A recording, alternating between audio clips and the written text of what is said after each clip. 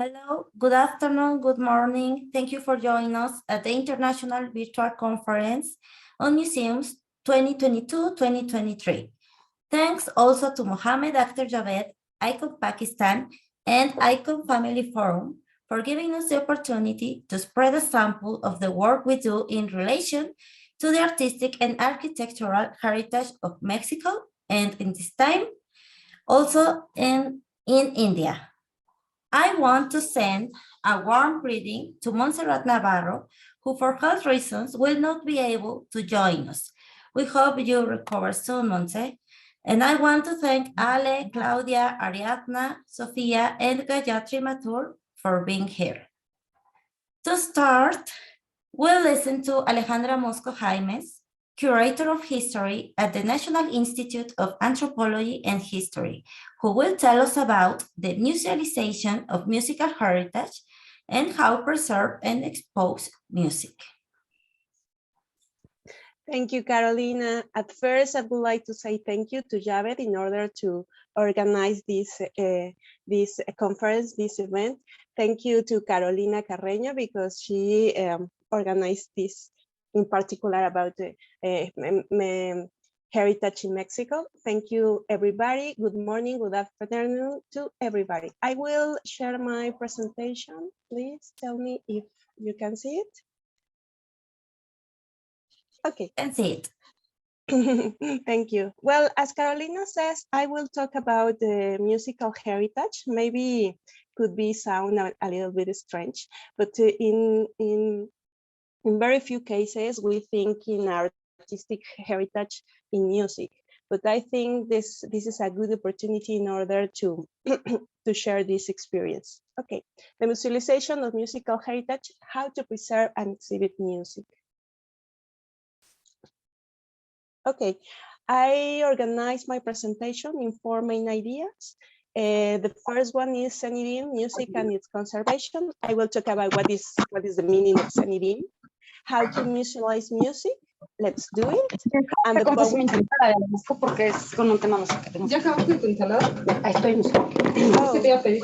sorry.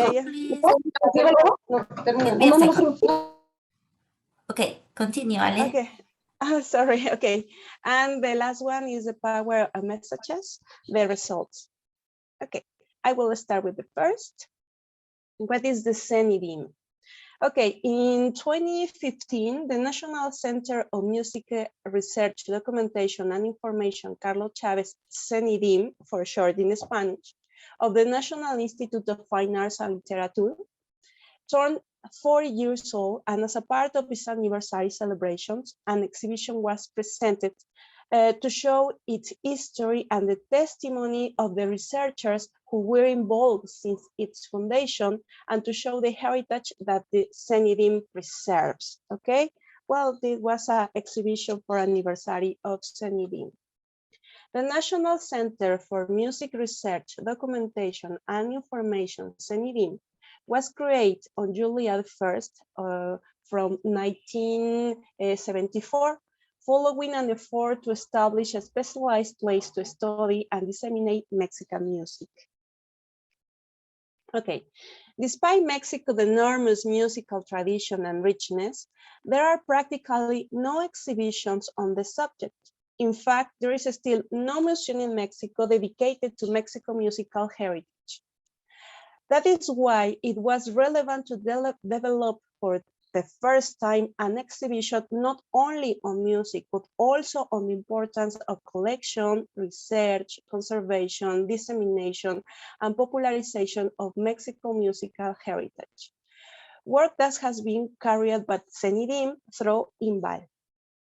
Thus, this exhibition, besides being part of celebration of Senidim's 40th anniversary, marked the first precedent of its kind. At the National Center for Music Research, Documentation and Information, Carlos Chavez, Senidim, currently located in the National Center of Arts in Mexico City, where specialists work at research with different collections. The compilation, I have to say that the compilation of the information and management of the project was carried out by the researcher Jimena Palacios. In fact, Jimena Palacios was the person, the researcher, who invited me in order to curate this exhibition. Okay. The first challenge was how to musealize music, because when we think in music, well, we think is something intangible. Then the first step was to know the Zenidin collection, and for my surprise, it was very, very fine, because the Zenidin collection is very varied. We had, well, Zenidin has musical instruments, traditional dance customs and masks, written music score, photographs, old documents, records covered from the 19th and 20th century, music on different audio media, for example, vinyl records, cassettes, open reel tapes, cylinders, etc., and playback recording instruments, of course. Well, we can see in this in this screen some of the examples of this collection. For example, we find some diagrams of dances. Remember that, well, I have to say that Zenidin starts to work in the 70s from the 20th century, but the researchers starts to go to the field in order to reach some information about the traditional music and traditional dances around all Mexican Republic. And in that years, we have to remember that the electricity in some towns, it wasn't common. And in that moment, the photographs and video cameras are so rare. Then a lot of the first papers that we have from Zenidin are drawings, diagrams, a lot of documents that the researchers made with hands, no? Like this, for example, this is a diagram that the people dance. We have, of course, written music score a lot. Zenidin has, as I told you, a diagram and drawings of traditional dances, no? Record covers from the 19th century, and of course a lot of musical instruments. A lot. Some masks from traditional dances and customs.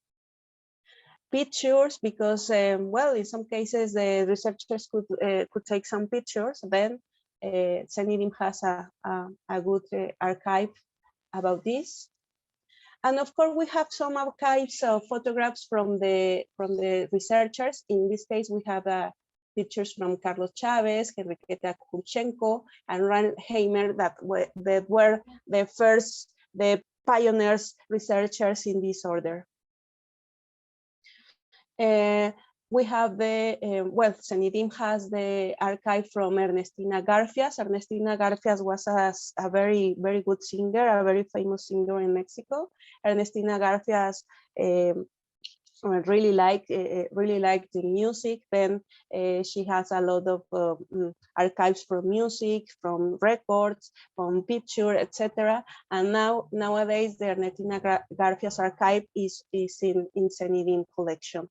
And Zenidin has also some film excerpts from some films on Mexican or traditional Mexican movies from 50s and 60s from the 20th century. Of course, the Zenidin has the playback and recording instruments. Maybe the new generations don't know this kind of instruments. It was very, very interesting to see these old instruments. Of course, music on different audio media like vinyl records, cassettes, etc. And of course, documents.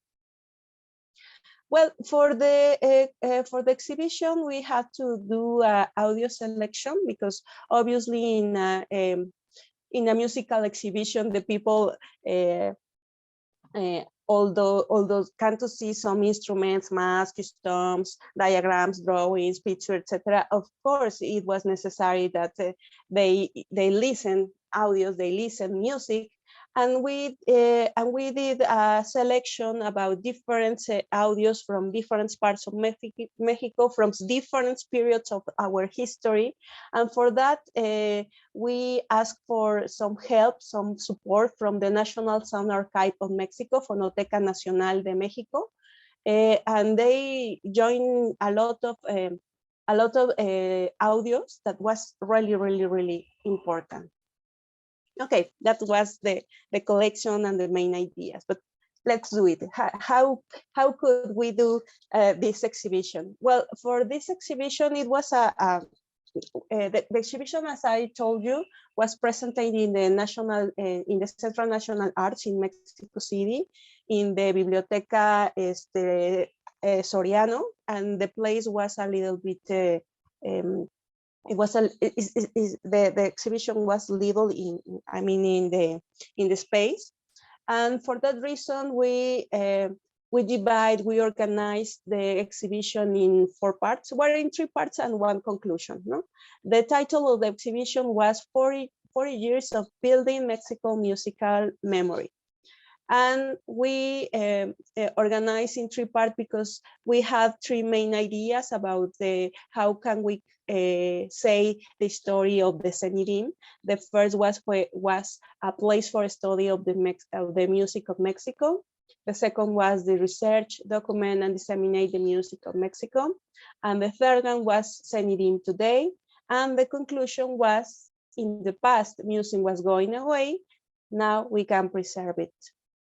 Well, here are some picture about the montage of the exhibition. This is the example from some showcases, some labels, some designs that how the exhibition was looked. And this is the invitation card of the exhibition. This exhibition was present from November to February, from November to 2015 to February of 2016. This is another view about the exhibition. And the power of messages. Why can I talk about the power of messages? Well, for this exhibition, I tried with a methodology that I call interpretive curatorship, because I think it's important for the people not only to read some information. I think for the publics are very important to take some messages that says the synthesis, the most important thing about the exhibition. And for me, it was really, really important that the people understand that that is a very hard work to preserve the music, because it's intangible. Then there are a lot of things around the music that we have to preserve in order to know about the music, about the heritage. For example, as I say, some instruments, some customs, some masks. But for me, the most impressive of this work, when I talk with the researchers in Cenidim, was that they said that in the past, in fact, in the past, before the music score and before the recording audios, really the music was going away. I mean, we really lost music. We have maybe the instrument, but we really don't know how the people in the past use it,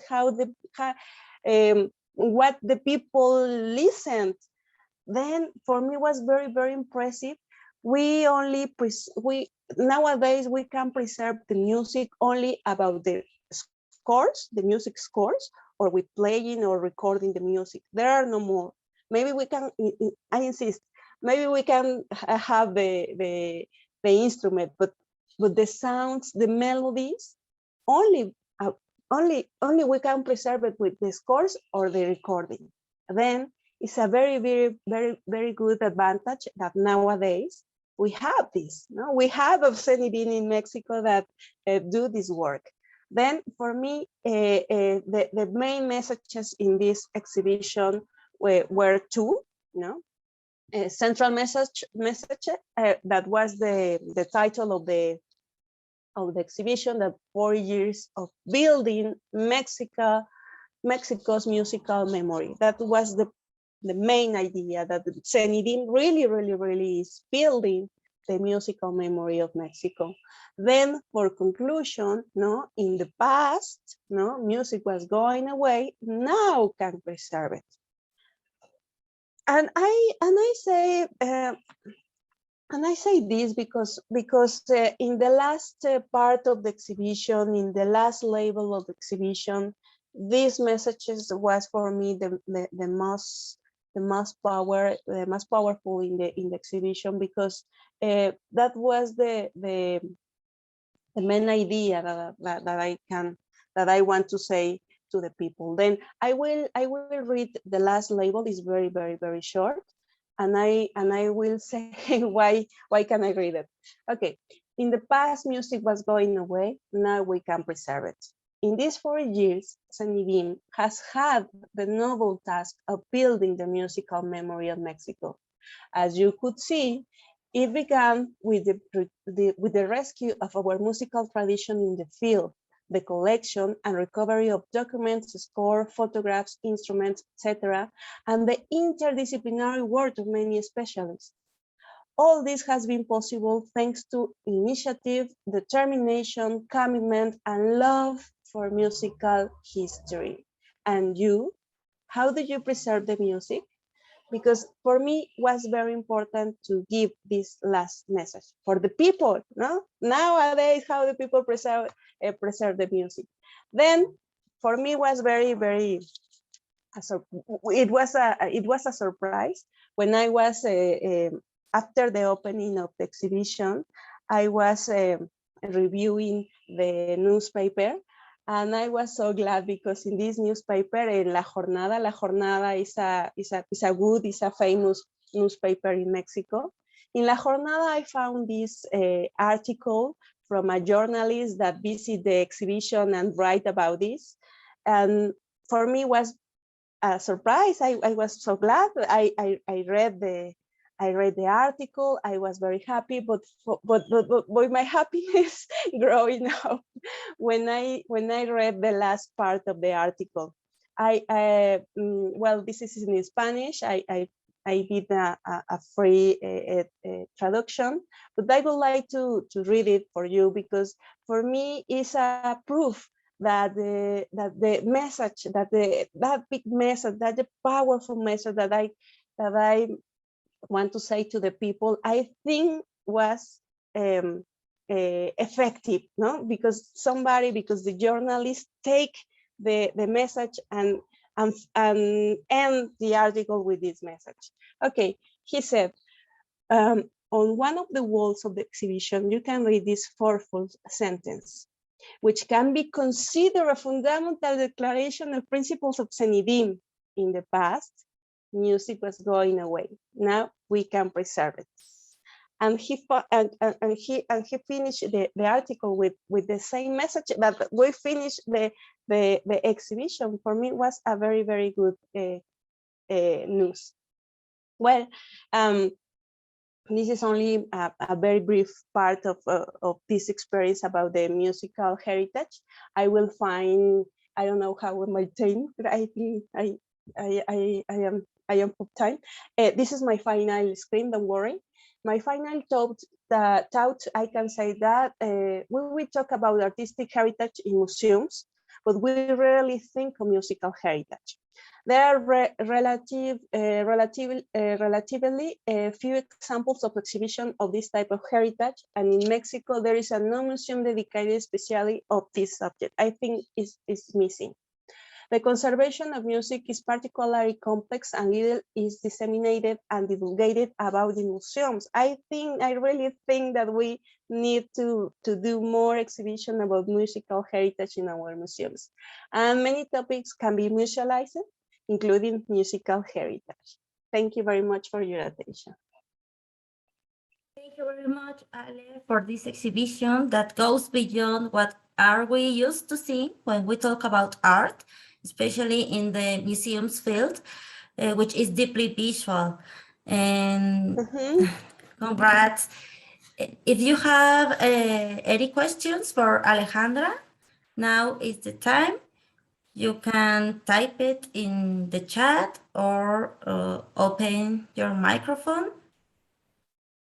And or maybe you can also tell us what music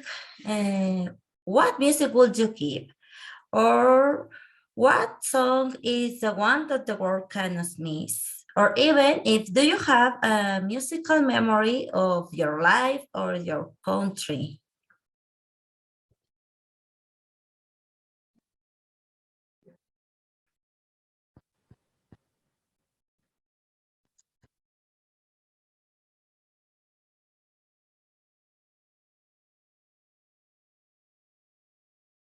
Claudia, do you have a thinking? Your mind? What's on your mind, Claudia? Yeah, we can proceed further. Proceed. I think there is no question. If there is no question, then we can proceed further. Okay, we have the That's a questions. very nice presentation. It was really very nice. Okay. Yeah. Thank you very much, Ale. And Thank you.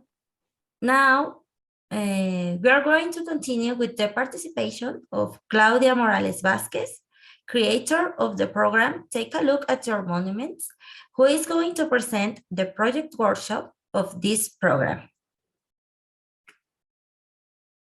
Okay, thank you. And as my teachers in college, when I was a very little girl, told me that I had to be thankful every time I was invited to speak on a topic. So thank you, Carolina, and thank you, ICOM Pakistan. Also, thank you to our viewers. Well, I have two objectives in this talk.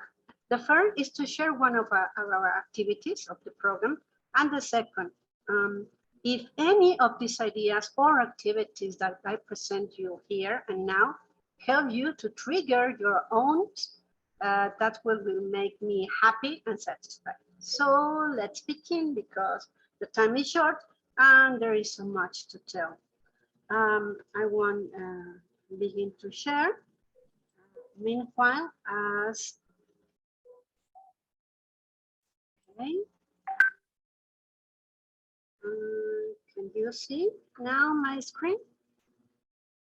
Yes, thank you. Yes. So, well, as Carolina said, my name is Claudia Morales, and I'm a art historian, and I work since 15 years, 16, I don't know, many, in the National Institute of Anthropology and History in National Coordination of Historical Monuments, and the program named Take a Look at Your Monuments in Spanish means échale un ojo a tus monumentos. I like the sound of this.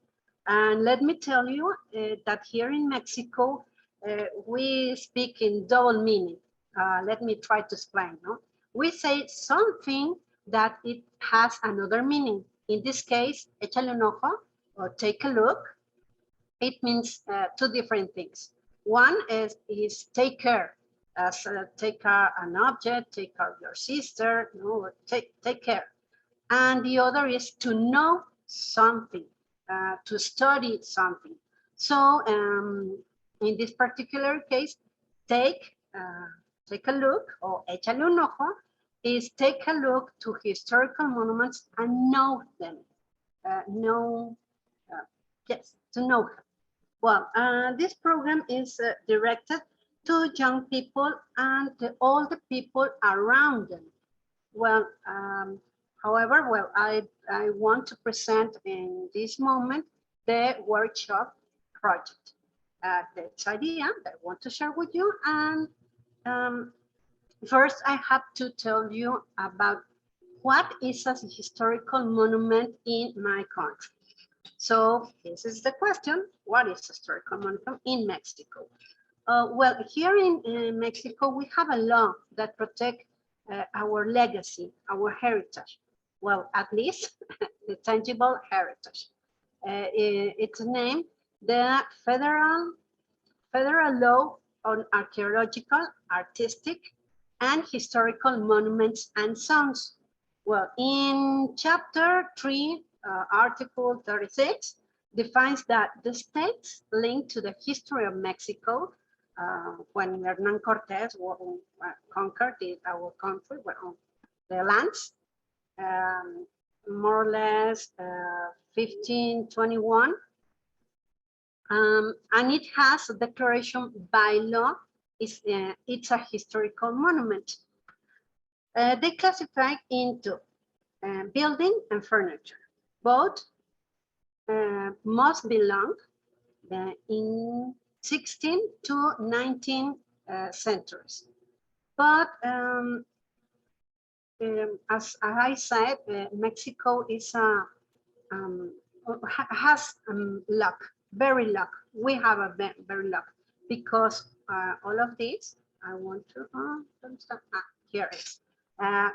This kind of architecture is along our country. Yes, it's religious, domestic, military, agriculture, production, handmade, industrial, commercial, of services of culture, charity, public administration, justice, tax collection, financial, monetary, commemorative, and yard. All these architecture we have, we declare, by declaration, the president and the institute has declared by historical monuments. Some of this, you can see we have the churches and fabrics and fortress and train stations, and well, this is a bite. So this is historical monuments. This is the universe I worked for since many years, I said. So in the coordinate, here it is. I skipped that this number that it's very important to understand. In this coordination, we have a department that counts and classifies this kind of buildings and its number.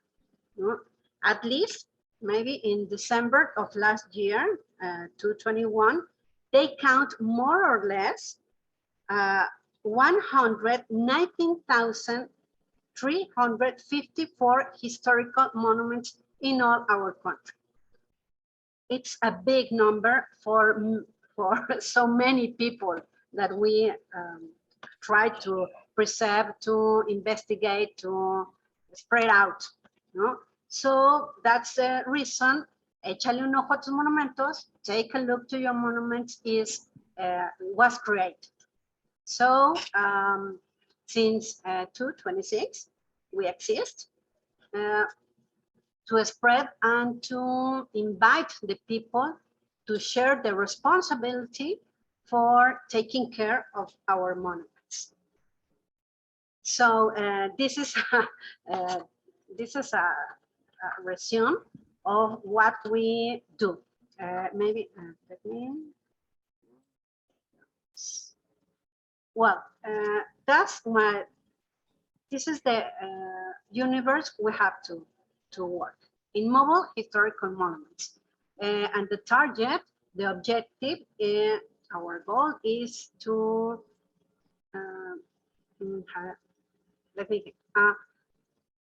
to search the values of these monuments to young people between age 10 and 21. So at schools and the communities. And we invite university students to help us. So we have a catalog of the put activities based on learning, playing, academic investigation, and we tried in several space to spread out this goal.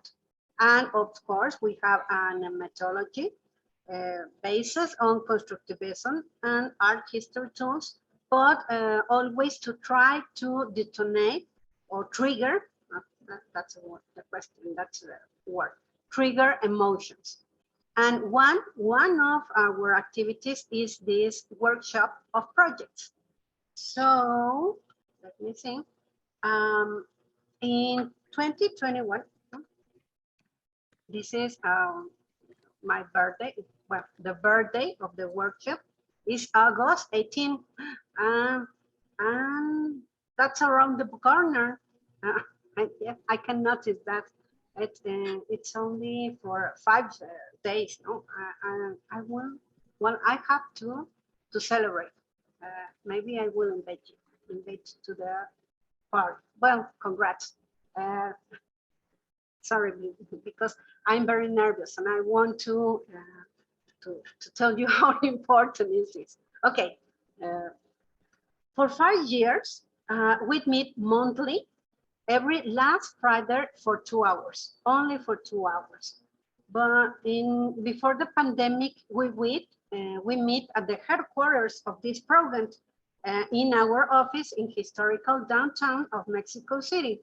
Later, the pandemic touched us, and there were virtual meetings until today.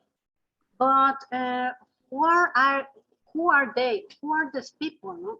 We have permanent and incidental members.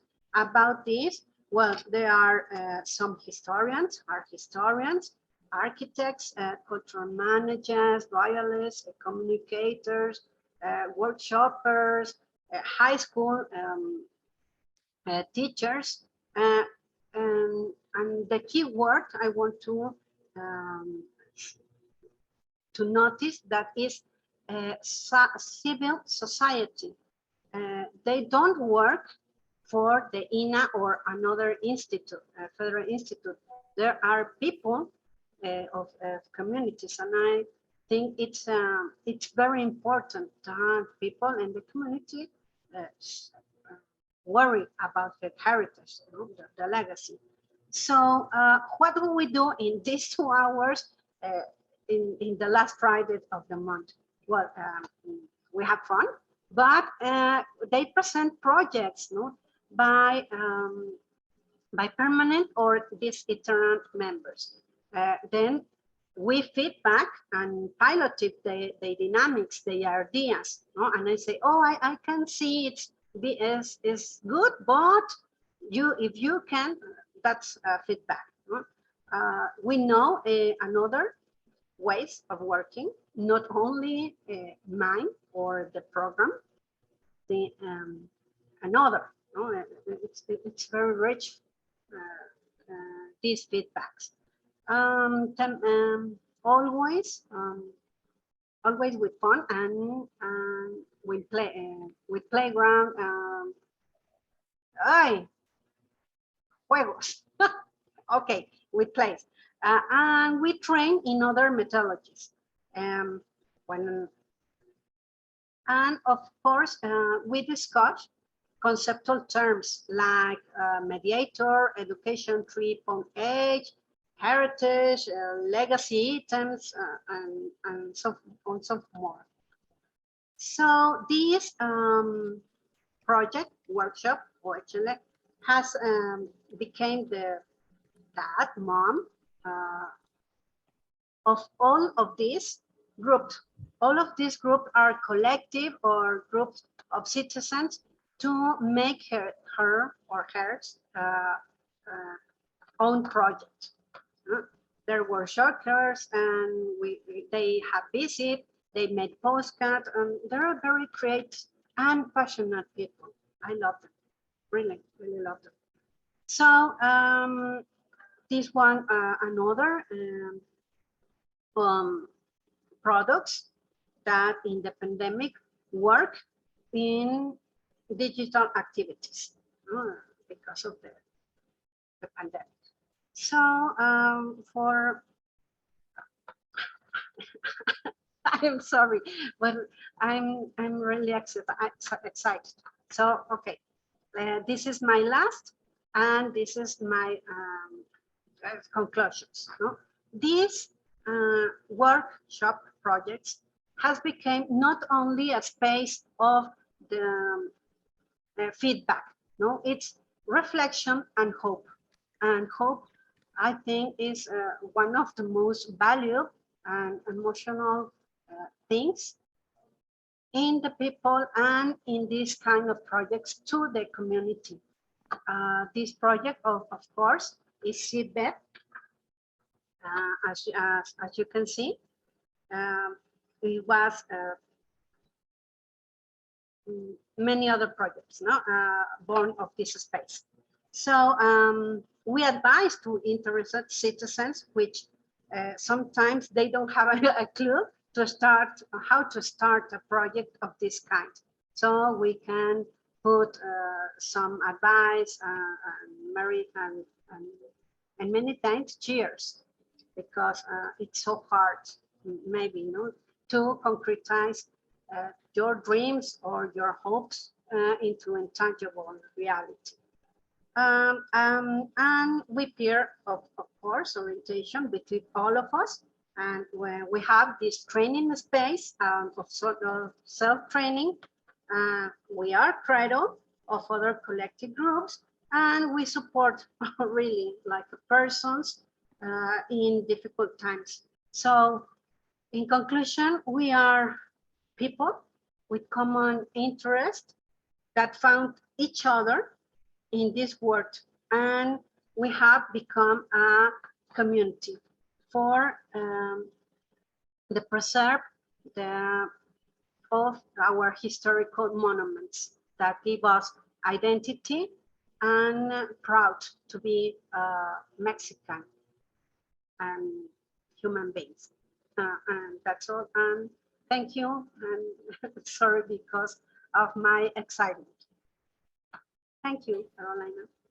Thank you very much, Claudia, for sharing with us this incredible project that has the richness of the horizontal work and promoting citizen participation. You really allows us to use heritage to create community and to connect from person to person. Thank you very much, Claudia.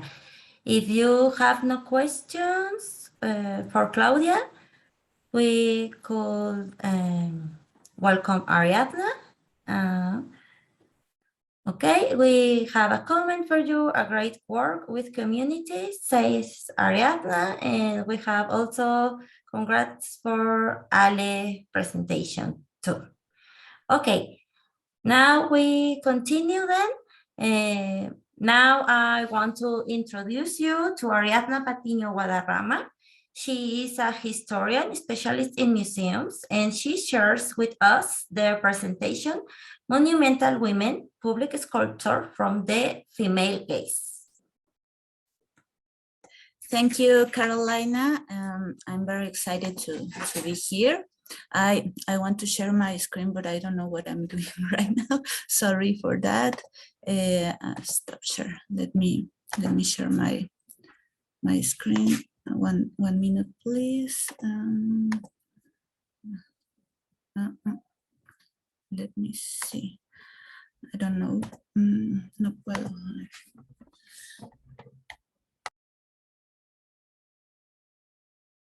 ¿Quieres que yo comparta tu presentación? Puedes enviármela por WhatsApp.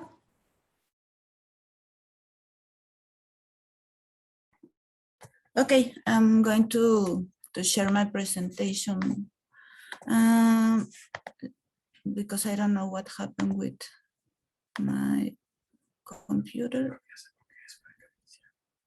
I can't right now.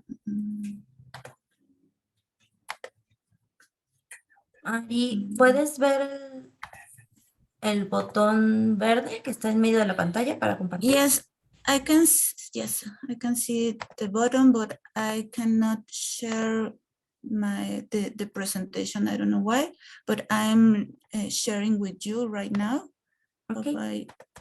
And I can start maybe while you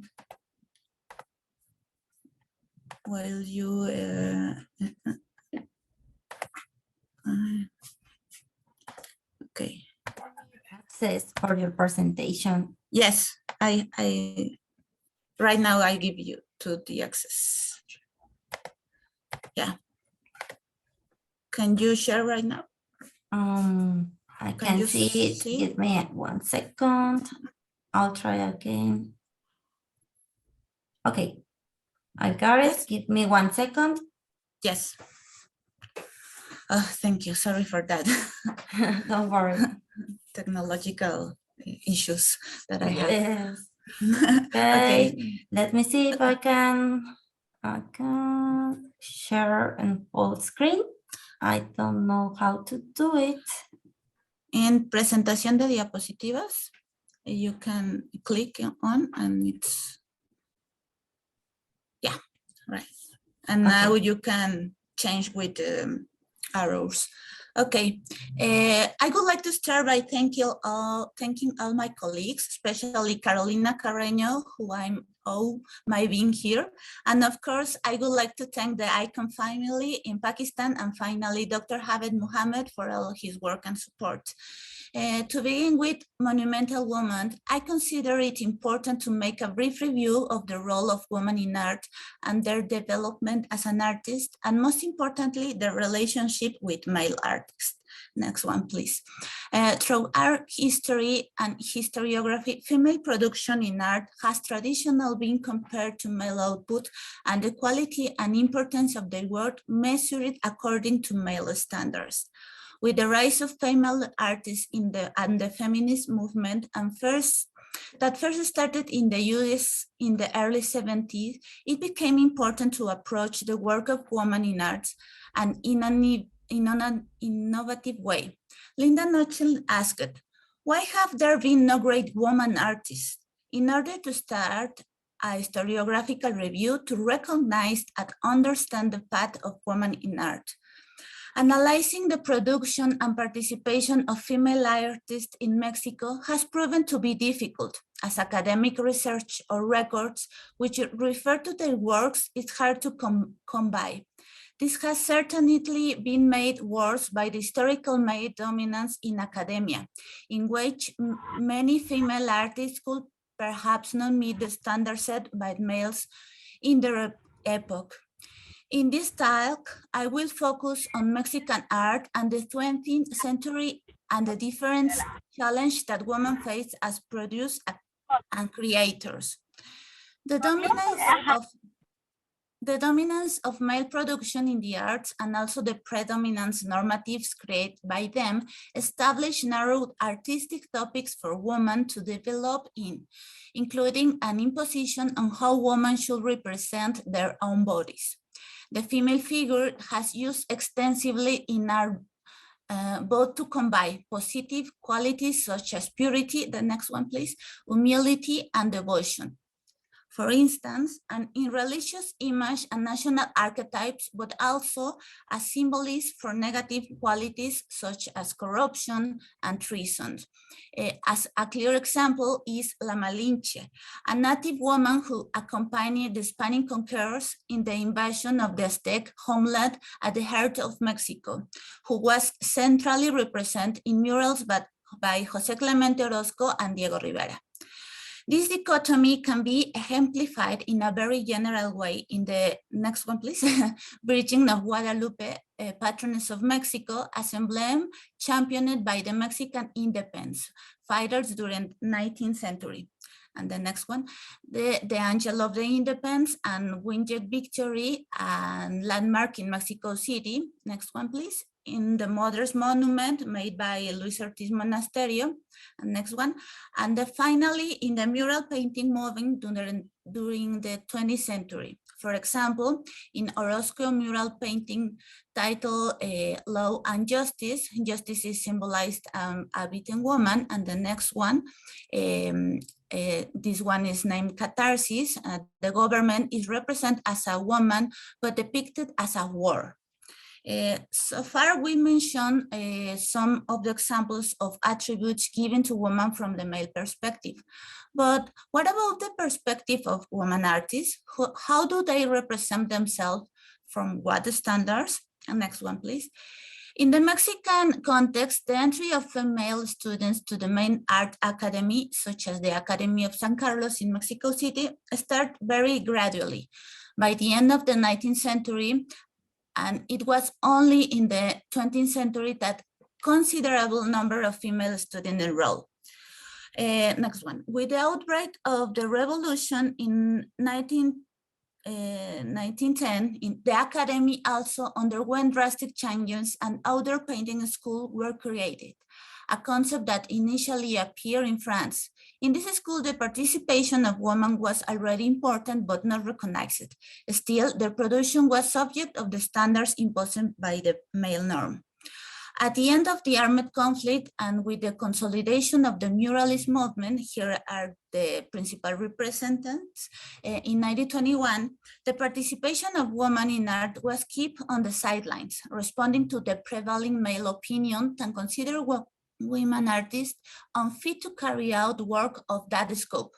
However, in 1921, next one, Isabel Villaseñor became the first woman to claim a scaffolding to paint a mural, and together with Alfredo Salce made an intervention outside Mexico City in the rural school of Ayutla in the state of Hidalgo. During the 1930 and the 1940, 2 women were commissioned to interview walls in 2 proposals. Next one, Aurora Reyes with the work Attempt Against Female Rural Teachers located at the Centro Escolar Revolución in Mexico City, and Maria Izquierdo, the next one, in 1945 to create a mural, The Progress of Mexico City. This latter project did not materialize. And next one. Also in 2021, a group of female students from Ibero-American University in Puebla executed a mural as homage to Maria Izquierdo. You can see in the image. This work reflected the nationalist aesthetic propaganda of the time validated by the leaders of the Mexican school painting. The subject, in other hand, selected by Aurora Reyes, is a denouncement of the challenge and the risk that teachers faced during the first half of the 20th century, while Izquierdo refers more to the traits and works of the community, with a woman at the center as the protagonist and the leader of the scenes.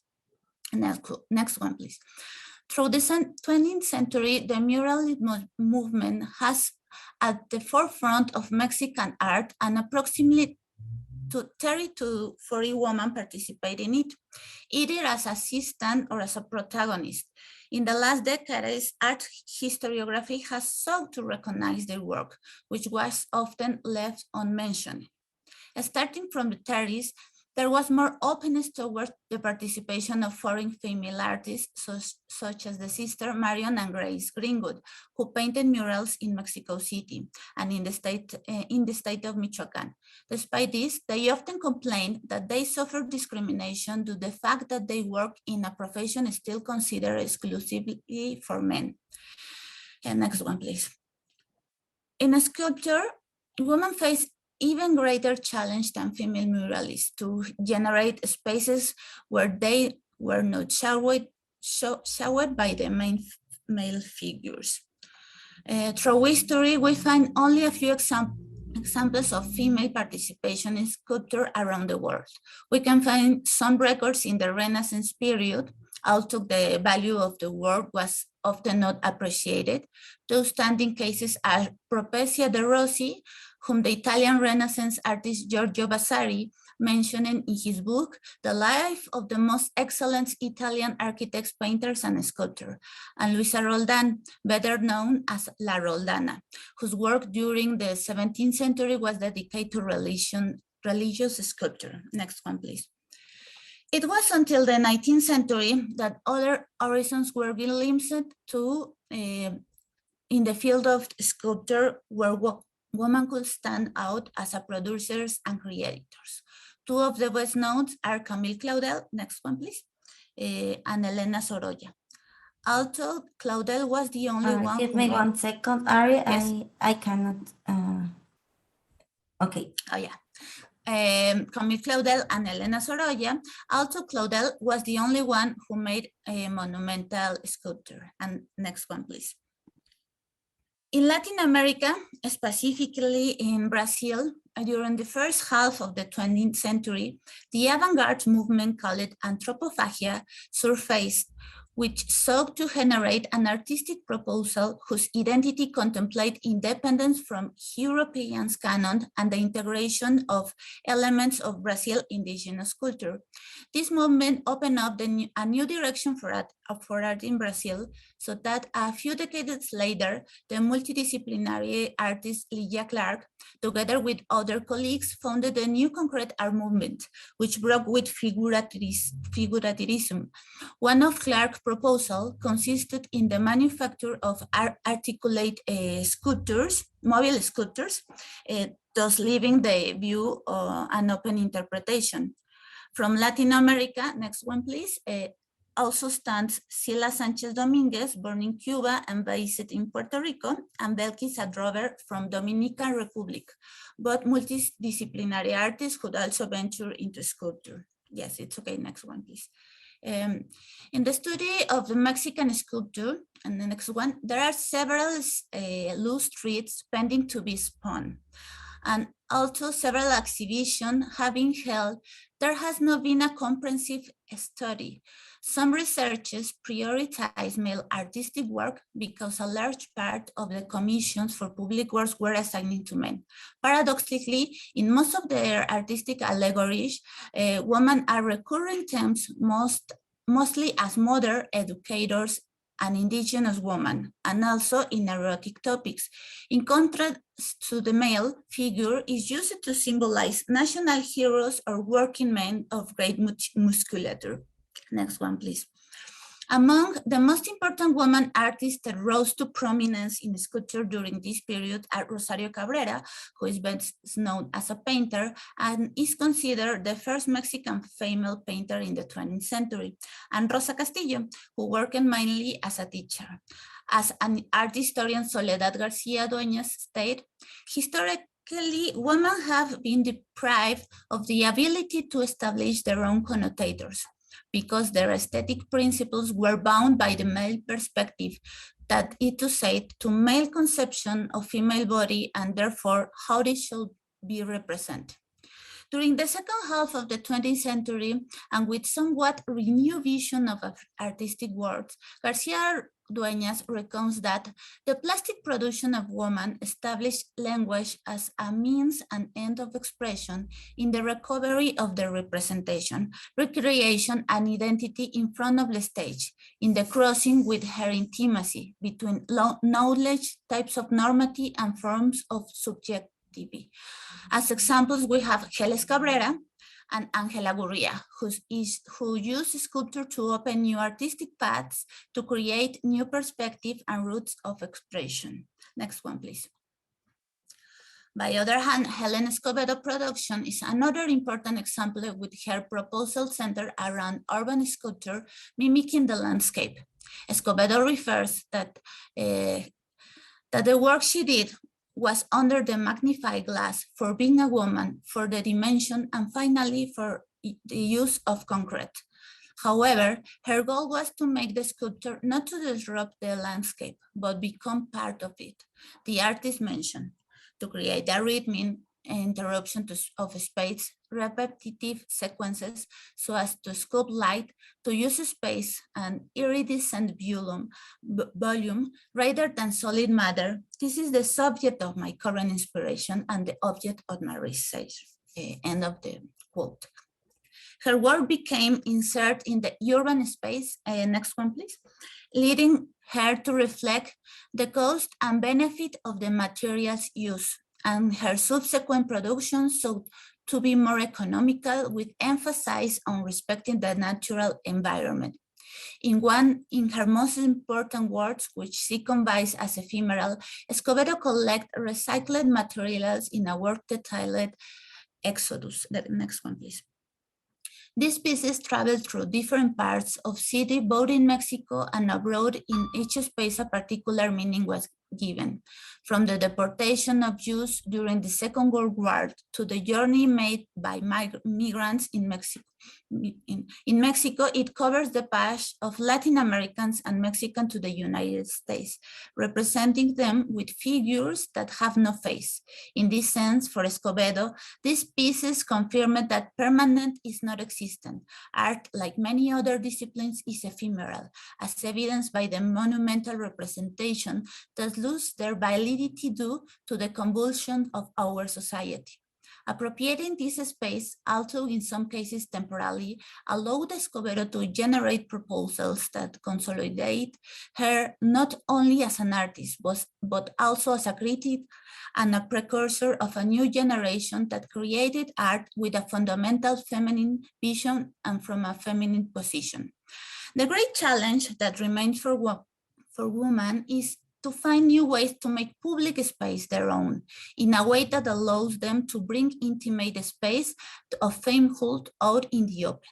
It is interesting to see how the perspective and representation of female body has changed in the last decades, thanks to the struggle to include the perspective of women in art.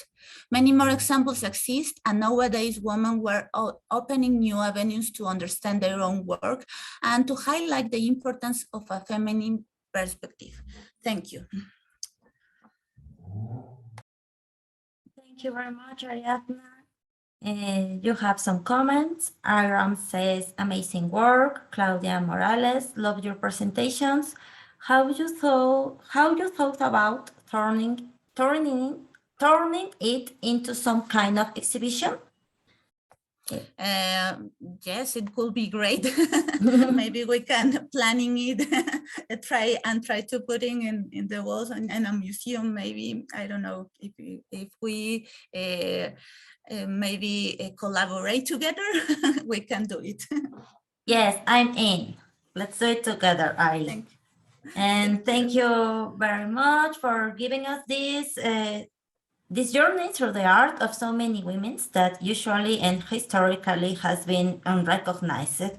I think you leave us the seed to continue rescuing and learning about the art and cultural legacy of women. And in addition, thank you to reminding us the importance of rebellion and the creation of networks among women in all fields, and art is no exception. Thank you very much, Ariadna. Thank you. Okay, and now we are going to listen to Sofia Riojas Paz. She is a researcher professor at the Manuel del Castillo Negrete National School of Conservation, Restoration, and Museography. She shares with us the paper entitled Heritage Public Spaces and Feminist Protest Means in Dispute. Hello, good morning. I'm so glad to be here. I'm going to be sharing this presentation, but I'm not sure if you can see it now. We can see it. We Yeah, can see okay. it, Sophia. Thank you. So I'm going to present it. I'm really glad to be here with all of you. Thank you so much for the invitation. The presentation that I'm gonna give right now is called Heritage Public Spaces and Feminist Protest, Meaning in Dispute. My name is Sofia Riojas, and I'm a member of a collective called Restauradoras con Glitter, which is called in English Restorers with Glitter, which may not have a lot of sense right now, but I'm gonna talk you into it in my presentation, and I'm gonna talk about a little bit about our history and about our thoughts along this this journey that we have been over 3 years now. So it all started 3 years ago in August, really at the 16th of August of 2019, with a feminist protest that took place in Mexico City, with the rape of an underage girl by the police forces of the city. So with this, a protest called No Me Cuidan, Me Viola, they don't look out for me, they rape me, is mainly the message. It all started like a mobilization among the women in Mexico City, and I can dare to say that in the country. And a rally was announced to be taking place that day. And this happened, no? This monument that is the El Ángel de la Independencia of the so-called the Angel of Independence, or the Column of Independence, was ripped off by an angry group of women who put it on a lot of phrases that are angry phrases, that are demands about our security in the city, in the country. And it all started like a rally, and then it started like a riot. And then after this day, the media and the authorities started like a criminalization of these protests, saying that this was the worst, that the monuments cannot be taken by angry women, and that wasn't the way that it should be. You can be angry, but not this angry. And we started thinking about what was written in all across the walls of the monument. And we think that this is totally legitimate, and it has to be heard in some way. It was 3 years ago, and I dare to say that not many things are changed by now, and the horizon is really dark now still. And I think we should pay attention carefully what's written on the walls. So from this day, we gathered together a group of angry restorers in Mexico, women restorers, and we started out this collective called Restauradoras con Glitter, and we made a public statement and start all of our organization and activities for the message to be heard, and saying that the walls are not important. What is important is the message that is written over there. So this was like what took place 3 years ago now. It was called the Diamantada, the glitter movement. And that is why we took that analogy of the glitter that was put on the face of this authority of the security public, and the glitter was like a symbol of this movement, and the women in the streets, and the women taking the public spaces in their hands so the message can be heard. So this was like the result of that day. We were really astonished of the result, because we were always like in the place of the monuments cannot be touched, the monuments need to be safe. And when we started reading all these messages, we started like getting really attached to all this anger, to the feeling of despair. And we started saying, well, the words and the rage on these messages needs to stay, and the message needs to be taken really serious by the authorities, and we need them to do something, because we really live in a violent country. We live in a violent society, in a feminicidal violence society. We live in a country where 11 women are killed every day, and we live in a very in a country that has a really high rate of impunity. So we started out by saying all these things because the half of the population in Mexico, we live this way. We live with fear, and we need to be taken seriously.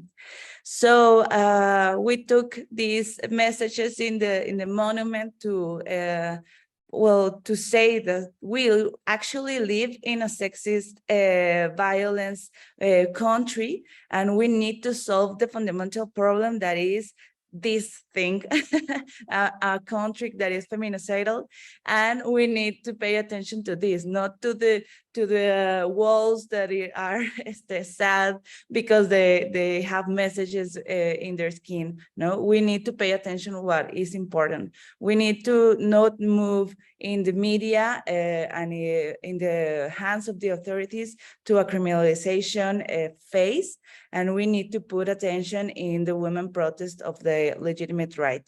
And we started out a registration in the monument, especially in this one, about the social, cultural, and historical value of these pintas that we call them. No, we don't call it like vandalism, because we think that there are messages with a lot of anger, fear, and despair. So I know this makes no sense in English, saying it in English, because the concept actually is a cultural heritage in English, but in Spanish and especially in Mexico, we call it patrimonio cultural, which has this root of patriarchal heritage. That is called like the things that are up to made of a heritage, of a signification, are made by the patriarchal side of the question of the property mainly. So this may not have sense in English, but in Spanish it's really important to take a look at the concept that we work with. So we incorporate the feminism's side of in the discipline, so we can start talking about what is really worth to be preserved, what is the asset, what are the values that are made within the patrimonio cultural, and how can we take this concept to a new level where we can actually talk of cultural resignifications in our society nowadays, and we can interpolate these power relations that are within the cultural heritage in our country that is called patrimonio cultural. So we started talking about all these things about what is memory, whose memory, and whose memory is it.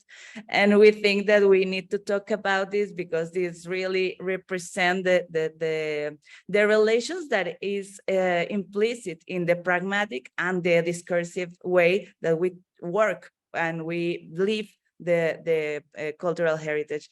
So we are trying to move forward to a new concept that is not new, because you in English use it, no, that is cultural heritage, and we have to bring it back, because also in the concepts that are like the original ones in the discipline, we talk about heritage, we talk about herencias culturales that are really dynamic, flexible, critical, inclusive, no, and it can bring down this analysis in the category. So we are also, by this event, we are bringing down these other analyses that are really important to us right now.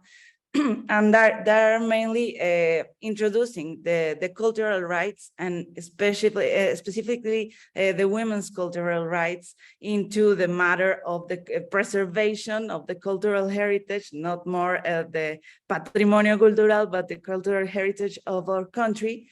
And we are talking about here with the authorities and with the media about the necessity in our societies, our democratic societies, of introducing these concepts about cultural right into the analysis and the dynamics of the cultural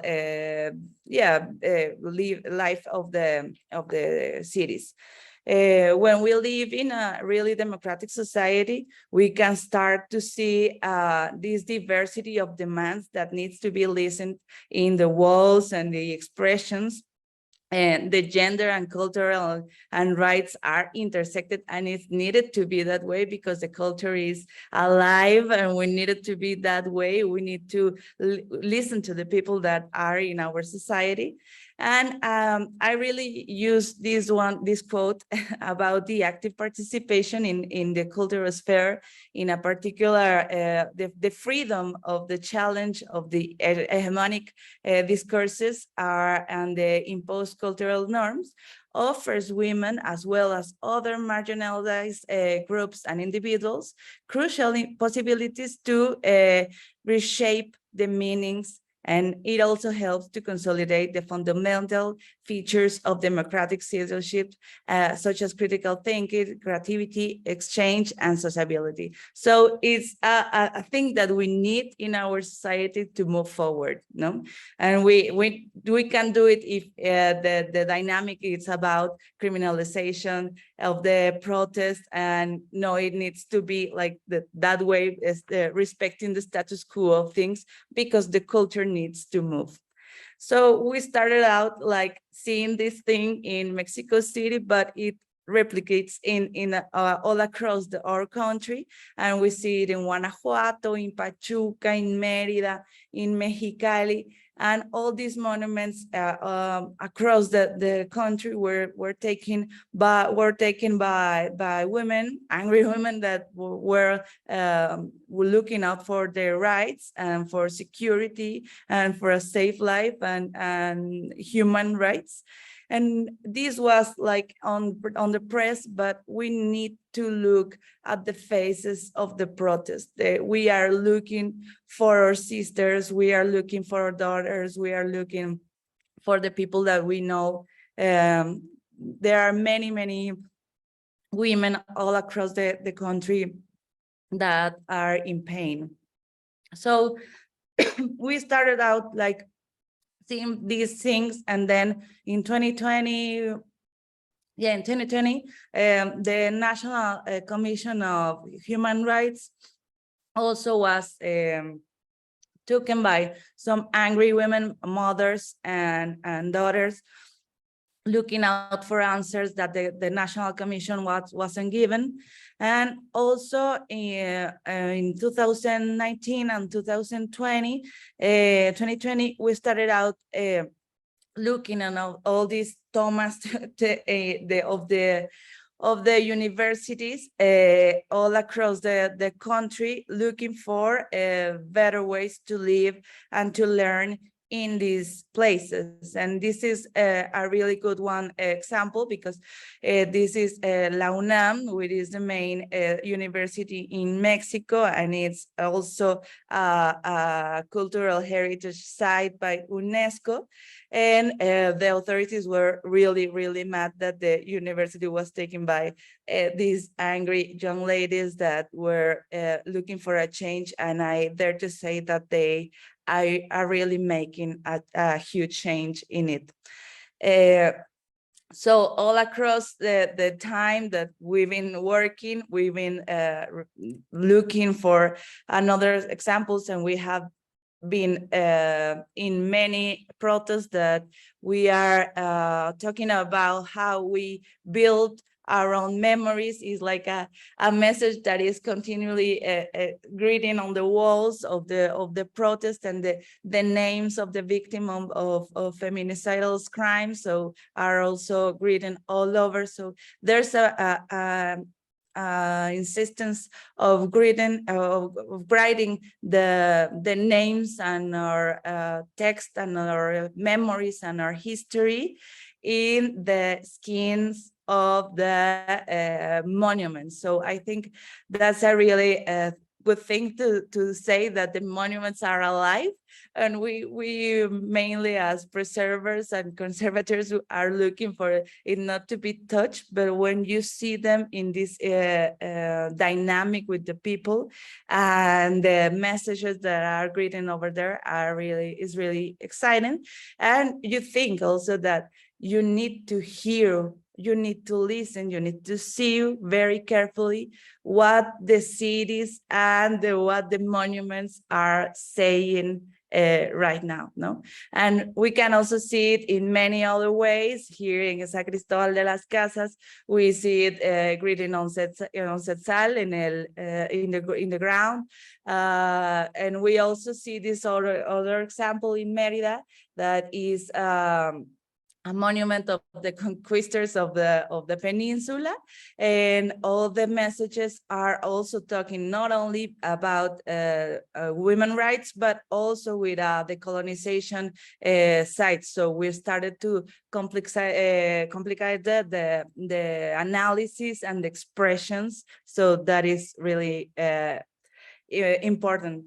This one is also a very good example. It's about the route of monuments and anti-monuments in Mexico City. This is Paso de la Reforma, which is a main street in Mexico, and it has like a lot of monuments that are from a long time ago. But from the last years, we started out to see a lot of anti-monuments placed on the street about several injustices that has happened in Mexico. And one of them is the roundabout of the Women Who Fight, which has like over a year, almost a year. And it has been a roundabout for Colón, Cristóbal Colón, and then they took out the piece, so the women who fight took the roundabout, and it became this place of encounterment and of resistance and fight. We also did this exhibit with the students of the Facultad of Arquitectura de la UNAM, that is called Juntas, together, but in female, manifestation, feminist protest and appropriation of public spaces. And we worked with photographers that are like these very good photographers, women photographers that go with us to the protest and are always there looking out for us with their cameras. So we made this exhibit that is a very large one, and we took the streets to the museum and the museum to streets, and we made it talk. And we think it's really excited to be talking that way in a museum, and to move people with what happens on the street in our point of view, and as a collective approachment from many collectives that we worked in this one. So we used to think about the national monuments like these ones that we learn about in school, that represents the nation and the state, and has to be like the same for every one of us. And we started out to question us about what we do in a daily basis as preservers, as restorers. And we thought that mainly these monuments can have some kind of meaning for us, but mainly we think that we have to start talking about our history, our memories, what is really representing us in the big scale of time and of being. and we need to start to talk about these other monuments, places, and forms that talk about our history as women. So thank you very much. That's all. Thank you, Sophia, for this glittering and powerful presentation. You have comments on the chat. Claudia says, indeed, this graffiti have become part of the history of the monument and therefore of the history of our country. And Ariadna Patiño says, it is very important to question the validity of our heritage. Thanks for your work and also renewed vision to see our history. And I want to thank you too, Sophia, to putting on the table the issue of the lack of social justice and the problem of violence against women, which is so serious and urgent, especially in Mexico, because in our country, 11 men commit femicide every day, really, every day. And thank you for always remind us that the face of this serious situation, it is vital to question all our relationships, including those we establish with cultural heritage, and redo everything that needs to be done to build a life free of violence against women. And Well, I have a question. Well, I have a question for Sophia. That what is the suicide rate in women in Mexico? What is the suicide rate in Mexico? I don't know. I really don't have that number, but I can look out for it. Because that will show that women are satisfied or not, or they are having a treated like a like a hell, so that they are suiciding in a larger number. See. So consider that sometime and correlate it with your research. Okay. Thank you so much. Thank Yeah. Thank you. okay, and Sophia, please, let's take the exhibition together to the Museum Archive of Photography, please, on March 2023. Yeah, we were talking about that just yesterday, yeah, with Daniela. Yes, exactly. Thank you, Sophia. Thank you. Okay. And finally, we have Gayatri Mathur's presence. She is Program Officer, Lalit Kala Academy, Ministry of Culture of India, and share with us the paper entitled Docker Casting, a Metal Casting Technique of the Forest Gatherers. Thank you, Caroline. And I'll just share my screen so we can start with the presentation.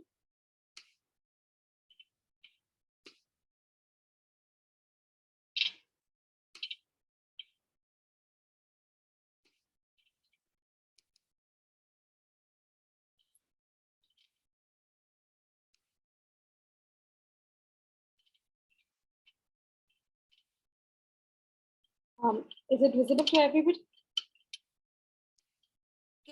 See it. Okay. So just to brief you about the technique, Dogra casting, although the term Dogra is something which is coined much later on, and this is a traditional technique which has been running for more than 5,000 years now.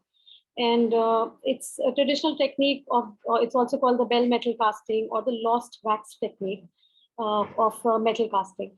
And this is very, it's something which has become like a livelihood for most indigenous people coming from Chhattisgarh and, Odisha and West Bengal. These are the states in which you can find Dogra casting.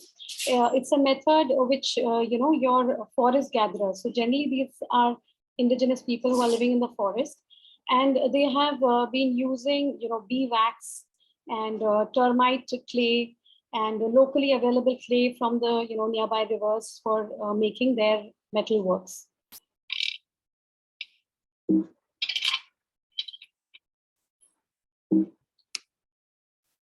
So I think everybody is aware of this artifact. It's the dancing girl from Harappa and Mohenjo-daro. So this is one of the first first artifact that you can find in the style of Dogra casting, which has continued for like so many centuries.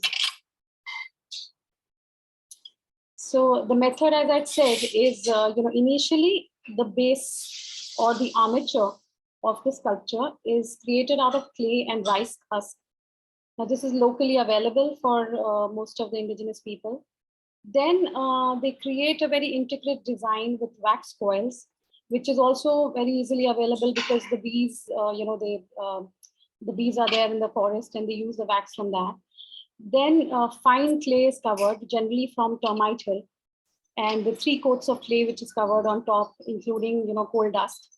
Then the process of de-waxing is done, in which the mold is heated. So the wax which is inside, it warms up and it leaves a hollow space, and the design that was created remains in that area. And finally, the molten brass is poured through channels which have been attached to the main sculpture. Then the mold is broken and buffing is done to make to give a shine. And buffing is also done with simple cloths, or just simple rubbing the metal against some rough textured cloth or something like that. So in this particular image, if you can see this, the pink color, which is very apparent on top, that is your wax work. And the bottom part is still the base. So it's very fine clay, which has been applied. And then on top of it, this coil work is being done by the artist. This is again another image in which the complete piece has been created with coil. And after the complete coil work is done, this artist is covering the coil again, once again with fine clay. These are the coils. These are all which are hanging from this, with the wooden plank. These are all beeswax coils, and color is added so that it kind of creates a sort of impression, or even the raw product, it gives a sort of look to the complete image. It's just a short video which I'll share with you, so you'll get an idea of how the coil is placed.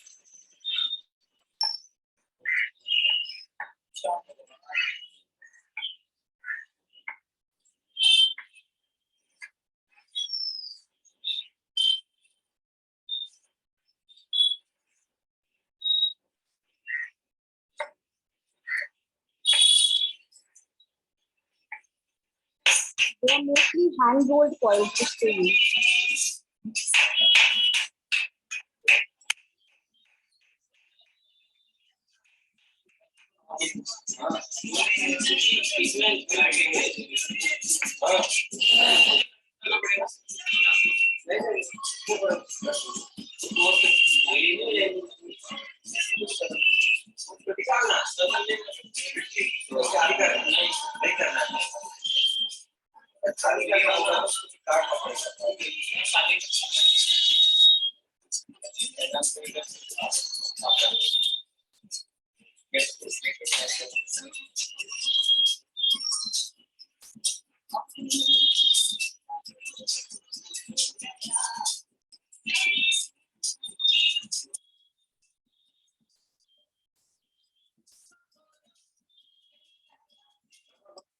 So basically what they do is that when they are applying the coil, they're very fine, coils which are being applied. And in case if they want it smooth, then they'll smoothen the wax. Since wax is a soft and moldable, object, it can easily be smoothened. And then some parts of it, since they make the design with the coil, they leave it as it is. So this is finally after the clay has been removed after, casting. So this is basically the raw sculpture, which is going to be buffed later on. Now, they have been working with this material for a very long time, and it's become a part of their lifestyle. So every religious function, their the weddings, or whether it is your, just normal prayer in the house, or even when they go to gather some sort of, things from the forest. These are the equipments and these are the utensils that they're using. And this particular piece, which you can see in front, is a sort of a musical instrument which is used for all religious activities of theirs. So it's the first, it's the, it's like in traditionally in Indian houses, you blow the conch. So on a similar format, this is what they use to, start anything which is for good or positive or any religious activity that they're doing. And they have their traditional gods, and even the Hindu pantheon is something which is one of the most used, or one of the most it's a subject which is very close to their heart. So they're using it the most in their forms. So this particular one on the left hand side is Krishna with a flute, and this is something which you will find in all households. And Krishna as a god was considered, he's considered to have been born on a rainy day, so it was monsoon time. So it's very frequent to celebrate, giving him, making him sit on a swing and moving the swing for the god. So in most houses, this is something which is celebrated, and these are, this is a movable swing in which the god is seated. Then the other thing is that most of these sculptures on the left hand side is, it's either some sort of fun or frolic which is happening. So you can see the livelihood or the type of life that they lead. There's some sort of musician, there are dancers, and there are, extensive headgears which they would be using, in a normal day, especially when they are celebrating something.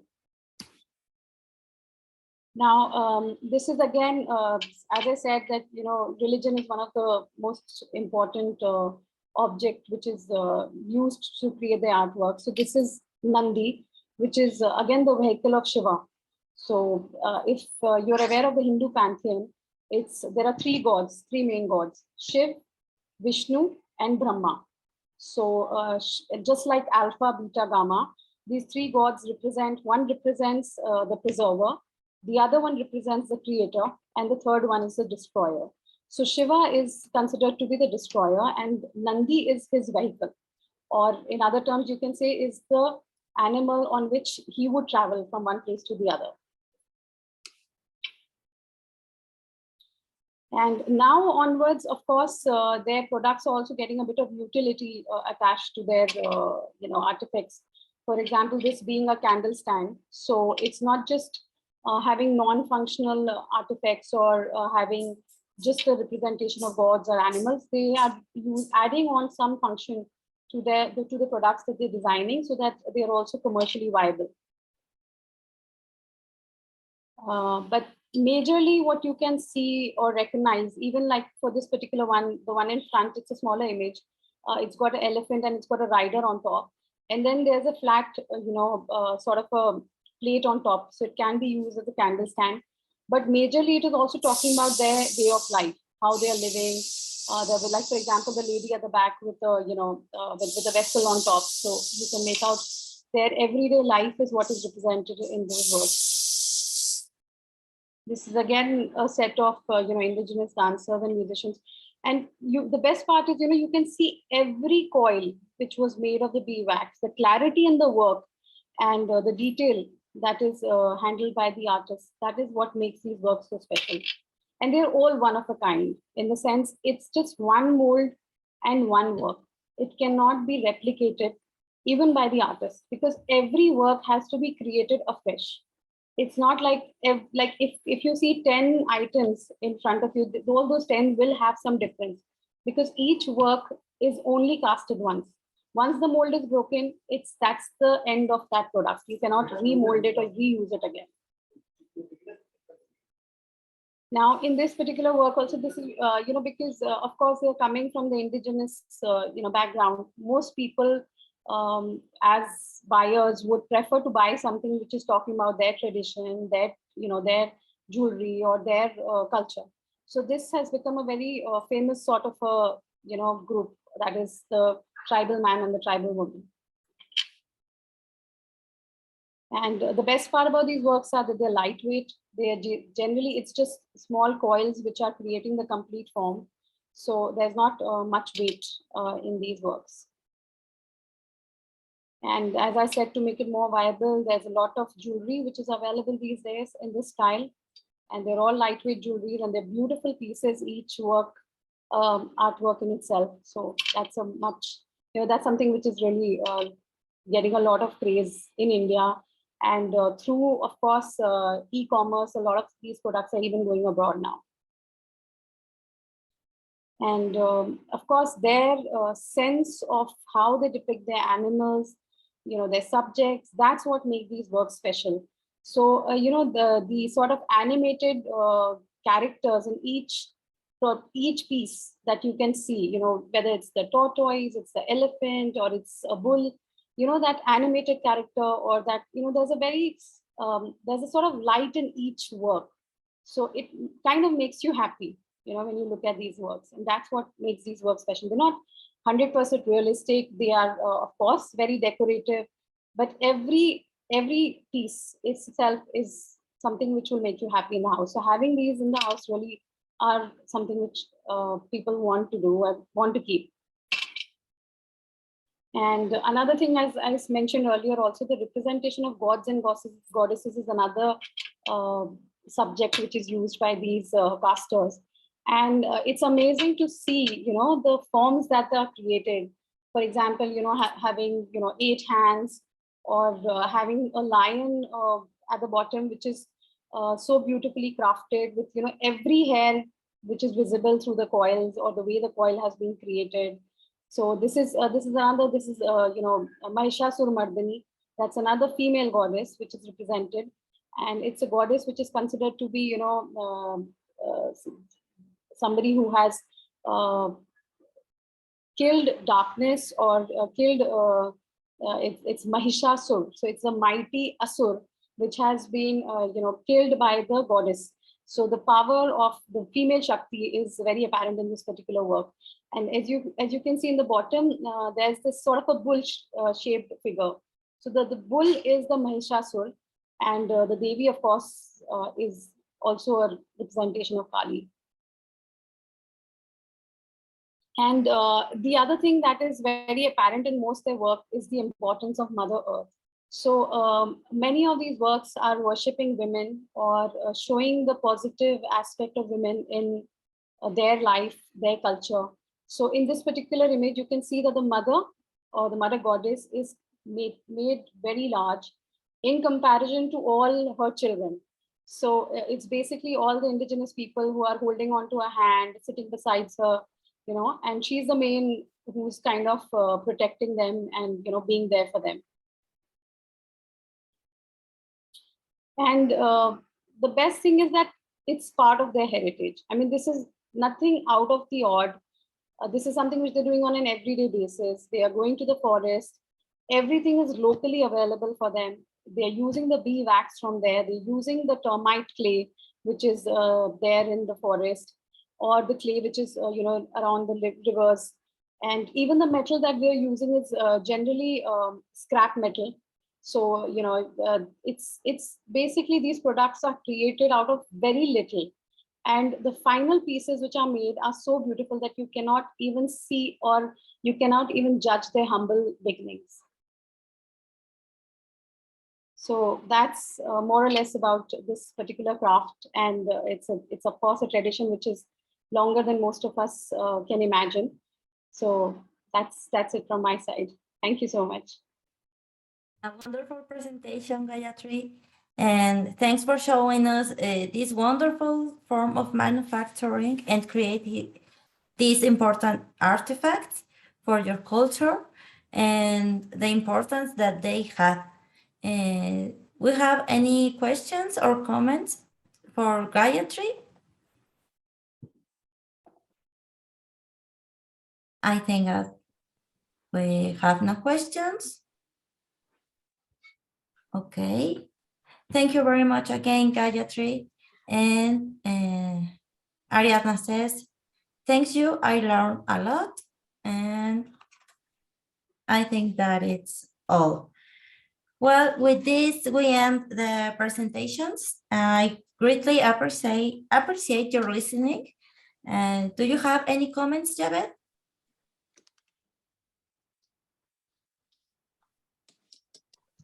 Yes, thank you.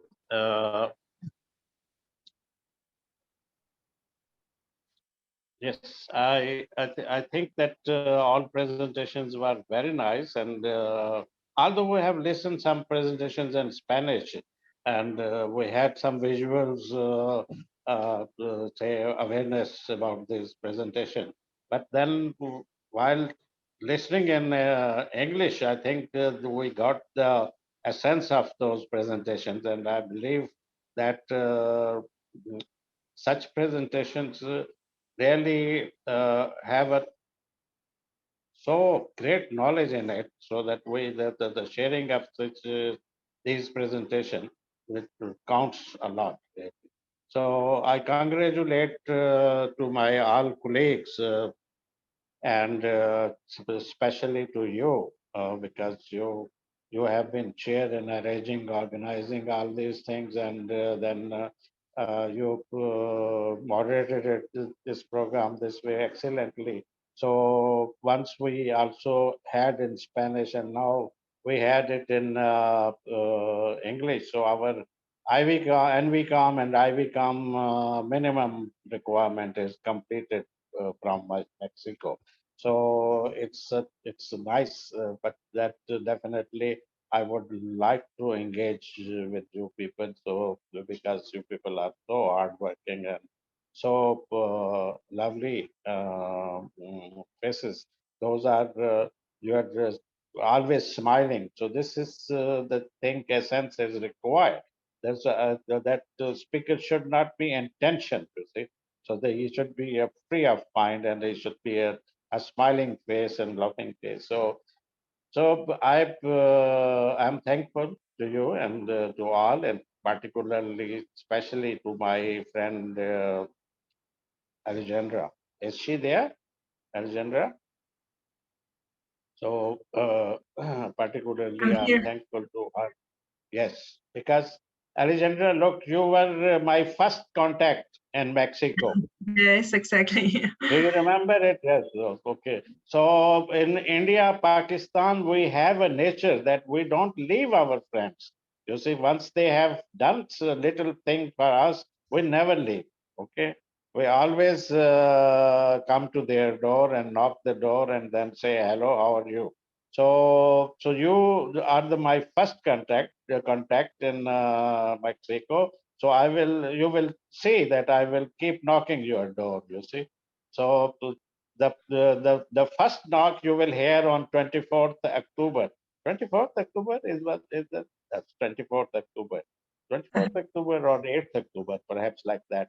So that will be a talk show with Alejandra, and definitely now this talk show serial will start. You see, what every speaker has to participate in that talk show. So first will be you, and then there will be Carolina, and then after Carolina there will be Cordial. So similarly, uh, so this I have chosen people from your group, your team. You see, so I have chosen Sophia, and I have chosen this Andrea Aridana. So that you people feel at ease with them. You see, talking with them and giving them the interview or telling about everything what you have achieved.